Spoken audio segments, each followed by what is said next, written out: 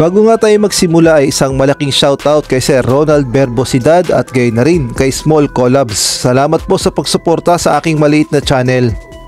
At nais ko na rin i-promote ang aking membership sa aking YouTube channel na Pinoy Viral Sports. Kung inyo nga makikita ang join, maaari nyo nga yang pindutin at makakapasok na nga kayo sa aking membership. At ang aking membership nga ay merong 3 level. At una na nga dyan, ang loyal subscribers at kayo na rin ang amazing subscribers at ang panghuli ang fantastic subscribers. Once nga nagpa-member kayo ay automatic sa mga benefits at gayon na rin ay priority kayo sa mga shoutout.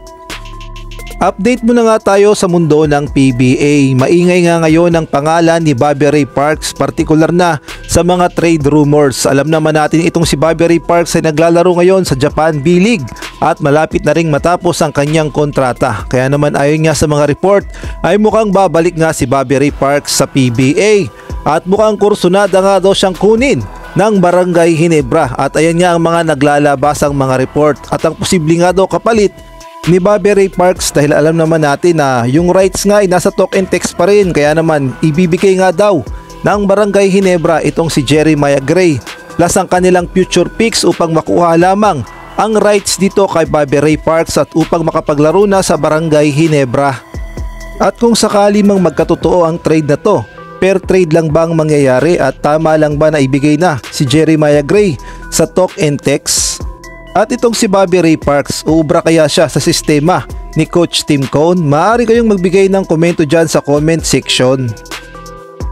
At ito pa nga ang isang pasabog ni Snow Badwa, ang sports analyst writer ng Spin.ph. Kung inyo nga makikita ay nagpost nga siya ng ganito, yung picture ni Mr. Beast at gayon na rin ni Mr. Bean, tapos sa may likod merong $1 million. At marami nga ang nagsasabi na yung Mr. Beast na nakapost ay eto nga si Calvin Abueva. Kaya naman bulong-bulungan nga na mukhang bibitawan na itong si Calvin Abueva ng SMC sa Magnolia Hotshots. At ang posible nga daw kapalit ni The Beast, ito nga si Mr. Bean o itong si Arvin Tolentino na mapupunta naman daw sa Magnolia Hotshots.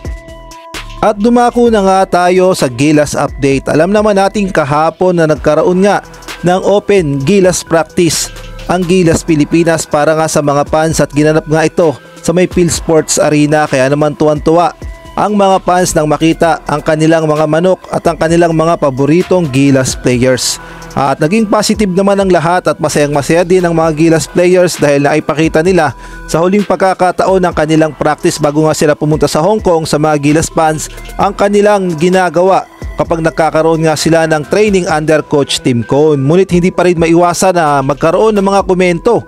Bakit daw ginawang open to public ang practice? Gusto daw ba ni Coach Tim Cone na ma-scout ang mga Gilas players? Mukhang delikado nga daw ang ginagawa ni Coach Tim Cone na open to public ang practice ng Gilas. Kung kayo naman ang tatanungin, masama ba ang ginawa ni Coach Tim Cone na open to public ang practice ng Gilas? Dapat nga ba i-private kagaya na lamang ng ginagawa noon ni Coach Chot Reyes? Maaari din kayong mag-comment dyan sa baba.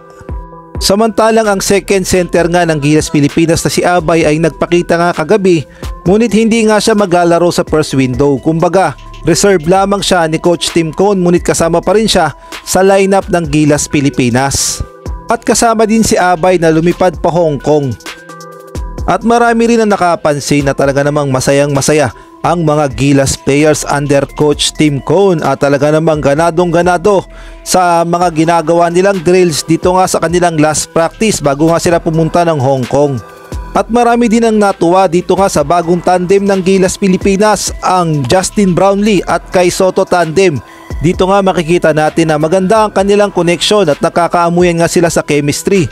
Dito nga nagbigay pa ng matinding halyop itong si Justin Brownlee at sinalo naman ni Kai Sotto pagdating sa ere. Mababakas din kay Kai Sotto na talaga namang ganadong-ganado siya sa Gilas practice at hindi nga siya lelembot-lembot at lalamya-lamya.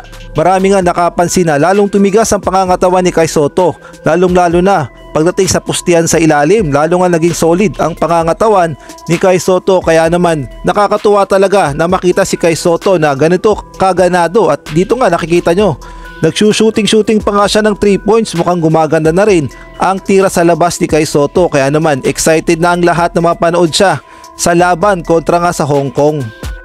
Samantalang kanina namang umaga ay naispatan na nga ang mga Gilas players na nasa airport, kaya naman sinamantala ng mga fans na magpa-picture sa kanila bago nga sila magpunta ng Hong Kong. At tuwan-tuwa nga ang mga fans dahil nabigyan sila ng pagkakataon na makita ang mga Gilas players. At kumpleto nga ang lahat, kahit yung mga injured players ng Gilas ay kasama sa Hong Kong.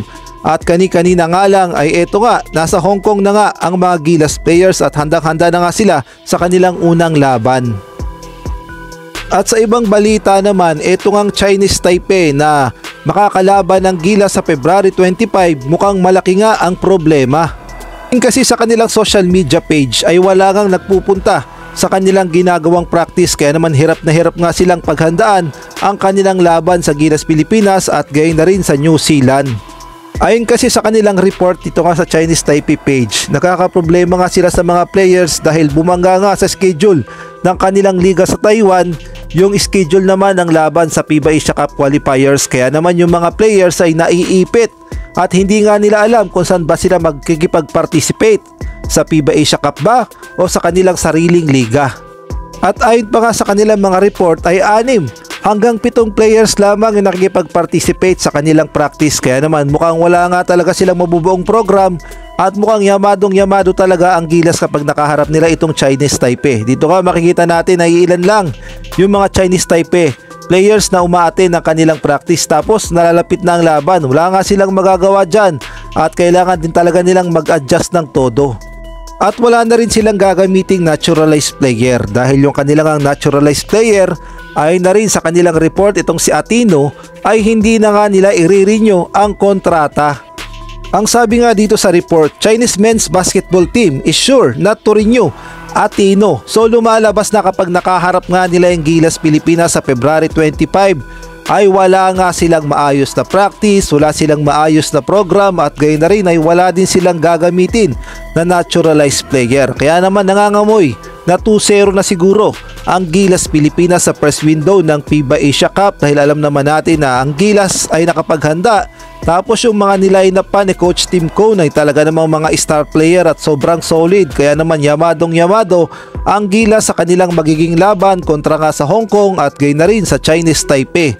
Ang dapat lang talagang paghandaan ng Gilas Pilipinas at dun pa lang ang totoong laban sa second window kontra naman sa New Zealand, dahil ang New Zealand alam naman natin na isa sa pinakamalalakas ngayon sa FIBA Asia Cup. Sila nga ay rank 21 samantalang ang Gilas naman ay rank 38, kaya naman sa second window pa lang talaga magsisimula ang tunay na laban ng Gilas Pilipinas.